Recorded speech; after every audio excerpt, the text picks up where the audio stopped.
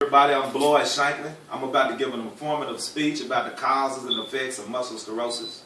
I have a picture of my brother right here. I want everybody to look at it. That's him before he got MS. This is my brother Bernard after he had MS.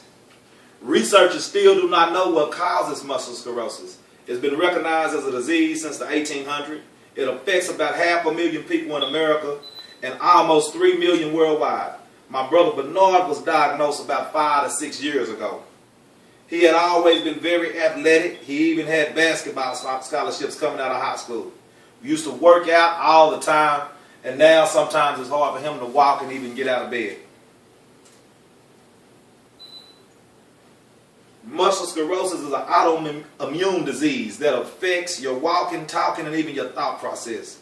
The body's immune system actually attacks nervous tissue needed to survive by mistake. When I have completed my speech, you all should be familiar with the causes, types, severity of muscle sclerosis, and know a little bit more about it. Muscular sclerosis is a chronic neurological disease that occurs mostly in young adults from ages 16 to 60. Here in America, we have about 10,000 cases each year. And it's a lot more common in women than in men for reasons unknown.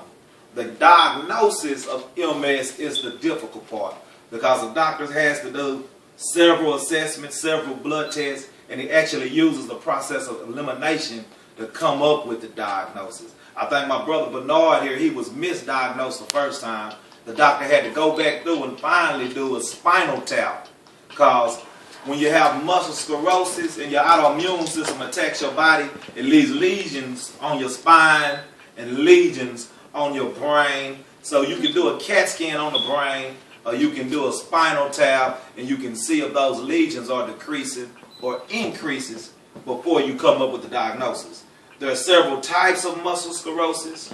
One is the relapsing MS. That's when the episodes or attacks occur and last for days or weeks, meaning you may be sick for a day or two and may not be able to get out of bed. And then once time passes, you'll be all right again. You have primary progressive. It's notable from the start to the finish, meaning if you can't walk, meaning you went to the doctor and you couldn't walk and they diagnosed you with disease, you were sick from the time they gave you the diagnosis until the end. You have secondary progressive. It starts off as relapsing, meaning that you're not sick at all, and then it gets worse and worse over time. That's what my brother had. He was working and living a productive life, and then he had an episode or attack, and actually, physically, he hasn't been the same since.